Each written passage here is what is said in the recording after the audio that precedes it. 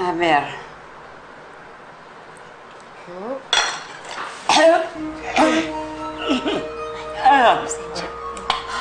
Sobrang alap.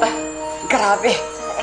Tatlong oras na kayo rito ba't maraming adobo? Kasi nga hindi makuha-kuha ni Happy yung timpla na gusto ni Juan. Sige, tikman mo. Sinunod ko naman po yung sabi po nyo.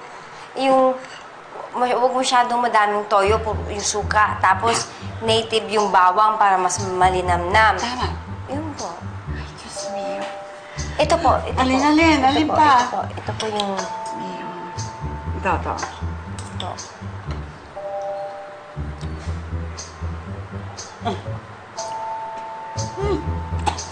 Ang tigas ng karne. Pinakuluan ko po yan ng... Yun na nga sinabi mo sa akin na pagkukuluan mo. Ginawa mo ba? Pinatagal mo yung kulo? Opo, matagal po yun. Ay, Diyos mio. Inabot na tayo ng siyam-siyam dito. Hindi mo pa rin makuha.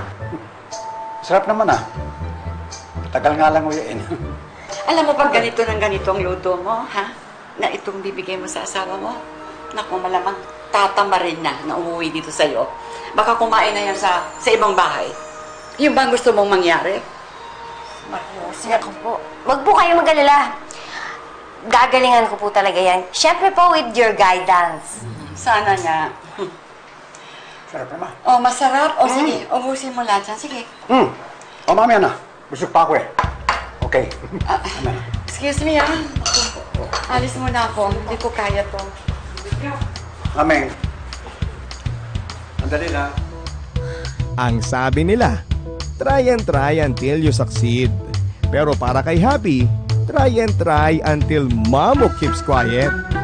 Nagre-reklamo na kasi ang eardrums niya sa mga talat ng biyenan.